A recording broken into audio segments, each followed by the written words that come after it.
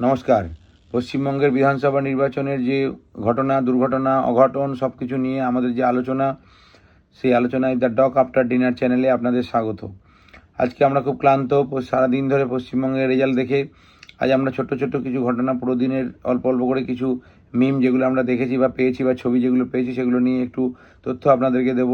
প্রথমেই বলে দিই, এইবারে নির্বাচনের একটি শেষ বেলায়, দ্বিতীয় দফার যে নির্বাচন, সেই শেষ বেলায় এসে খুব বড় একটি কাণ্ড ঘটেছিল। তা হলো, হঠাৎ করে যেন একজন পুলিশ অফিসারকে সিংহম বলতে শুরু করা হয়েছিল। উনি নিজেকে কখনো সিংহম বলেননি, বা বলেছেন বলে আমি জানি না, হয়তো বলে থাকতে পারেন, কিন্তু মিডিয়া তাকে একদম সিংহম বলে একটা অদ্ভুত রকমের ফুটেজ দেওয়ার চেষ্টা করেছিল। পরিবর্তে জাহাঙ্গীর খান বাবু ফুটেজ খেয়ে নিয়েছেন। উনি বলেছেন উনি সিংহম হলে, যদি আইপিএস অফিসার সিংহম হয় তাহলে উনি পুষ্পা। যাই হোক, এখন সেই পুষ্পা আর সিংহমের দৈরথ চলছিল, বা যে একটা অদ্ভুত একটা টাসেল চলছিল, তার মাঝখানে কাটাপ্পার ভূমিকা নিয়ে নেয় আমাদের সকলের প্রিয় ইলেকশন কমিশন। তাই দুই ভোট বাতিল করে দেয় ফলতার। তাই এখন 21 তারিখে আবার ভোট হবে। এখন 21 তারিখ অবধি সিংহম এখানে থাকবেন কি থাকবেন না, নাকি পুষ্পা এখানে থাকবেন। উনি বলেছেন পুষ্পা ঝুঁকেগা নেই, এখন উনি ঝুঁকবেন নাকি উনি দাঁড়াবেন সেটা উনি বলতে পারবেন। সেটা সম্বন্ধে কোনো তথ্য আমাদের কাছে নেই।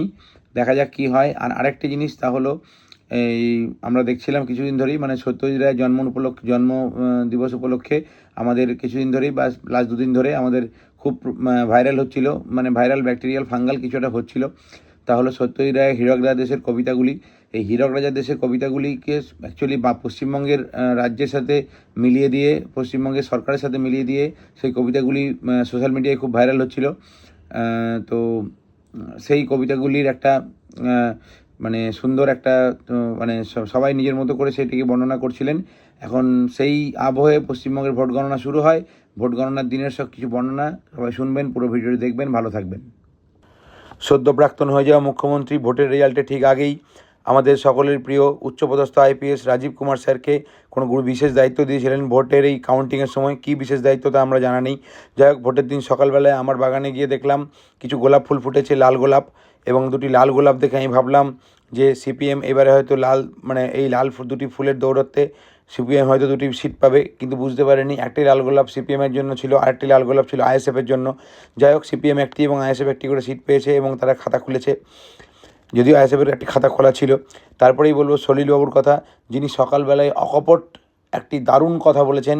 তা বলেছেন, যখন সবাই বলছে যে না এটি প্রাথমিক ট্রেন্ড, সকালবেলায় ভোটের যখন আমরা বর্ণনা চলছিলাম ভোটের রেজাল্টের, সবাই বলেছে এটা প্রাথমিক ট্রেন্ড। তো উনি বলেছেন, যদি প্রাথমিক ট্রেন্ড দেখে আমরা কিছু কমেন্ট করতে নাই পারবো, যদি আমরা ভবিষ্যৎ বলতে নাই পারবো, তাহলে আমরা কিসের এত আলোচনা করছি, এত কিসের সাংবাদিকতা।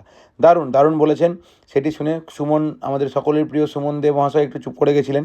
যাই হোক, তারপরে আস্তে আস্তে যত ভোটের রেজাল্ট বেরোতে থাকে, তত আমরা দেখতে পাই যে হঠাৎ করে সামনে চলে আসে একটি ছবি, হলো প্রতিকুর রহমানের, যেখানে লেখা আছে অভাগা যেদিকে যায় সাগর শুকায় যায়। মানে উনি আগে যে পার্টিতে ছিলেন সে পার্টিরও শুকিয়ে গেছে সাগর, আর এখন যে পার্টি দিলেন সে পার্টিরও সাগর শুকিয়ে গেল।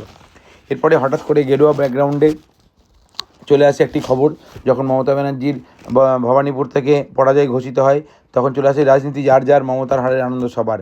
মানে সবাই যেন আনন্দ পেয়েছে, রাজনীতি যে যাই করুক, মমতা ব্যানার্জির এই হারে সবাই আনন্দ পেয়েছে। তারপরে আমার বাগানে আরেকটি ছোট্ট গেরুয়া ফুল দিয়ে আমি আমার এই প্রতিবেদন শেষ করব। আমি এখন আমরা এটা দেখতে চাই যে আমাদের সকলের প্রিয় প্রাক্তন, মানে সদ্য প্রাক্তন হয়ে যাওয়া মুখ্যমন্ত্রী কোথায় ধর্ণা দেন, বা এই বিচারের এই ভোটের রেজাল্টের এগেন্সে সুপ্রিম কোর্টে যান কি না। দেখা যাক কী হয়। ভালো থাকবে।